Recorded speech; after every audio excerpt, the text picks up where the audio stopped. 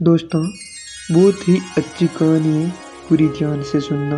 दोस्तों, एक गांव में एक जमींदार था जिसके बहुत सारे नौकर थे, जिसमें से एक नौकर का नाम था जग्गू। गांव के बहुत सारे मजदूरों के साथ जग्गू भी अपने 5 लड़कों के साथ जमींदार के आगे काम करता था और वहीं रहता था।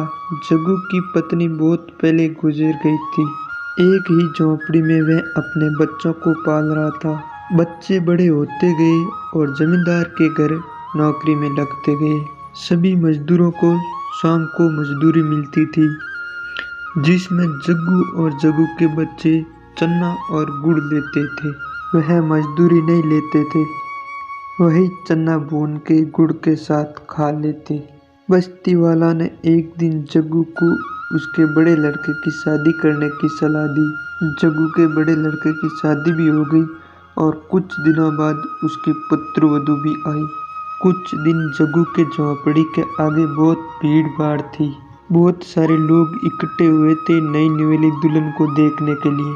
फिर धीरे धीरे भीड़ चंटी और आदमी काम पे चले गए। सभी औरतें अपने घर पे चली गई। जाते जाते एक बुढ़िया कह गई, पास में ही घर है, किसी चीज की जरूरत हो तो संकोच मत करना, घर आ जाना, कुछ भी लेने के लिए, कह गई। सब जाने के बाद बहू ने घूंघट उठाया और अपने ससुराल को देखा। तब उसका कलेजा मुंह को आ गया। झरझर सी झोंपड़ी, खूंटी पे टंगी कुछ पोटलियां और झोंपड़ी के बाहर बने उस छज्जू ने जग्गू और उसके सभी बच्चों के अलग अलग चने भूनने के चूल्हे ऐसा देखा और बहू का मन हुआ। उठे और सरपट अपने गांव भाग चले।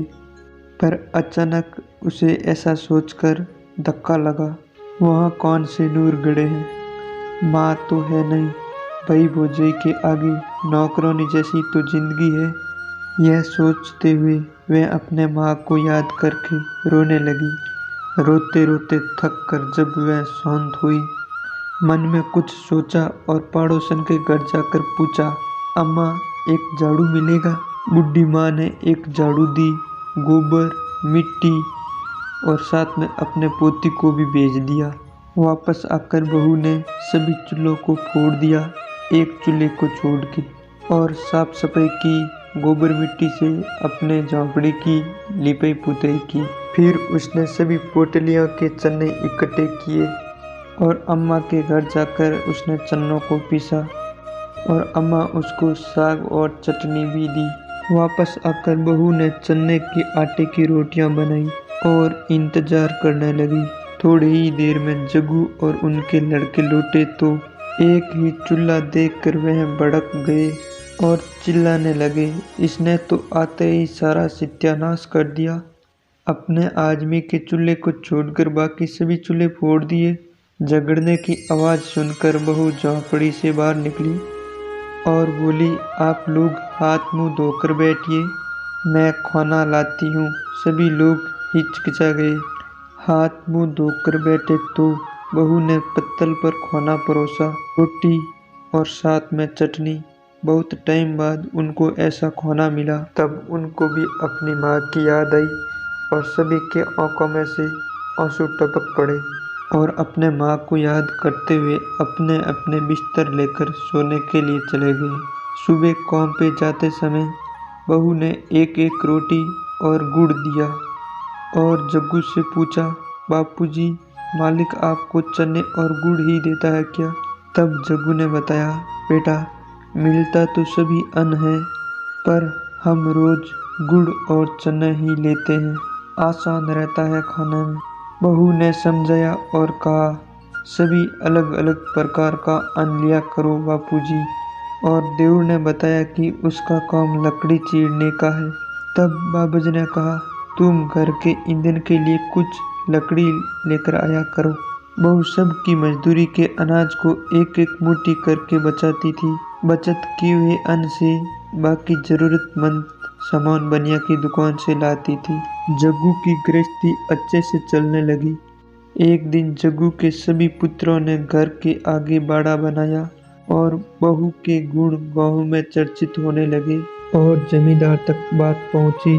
वह कभी बस्ती में आया करता था।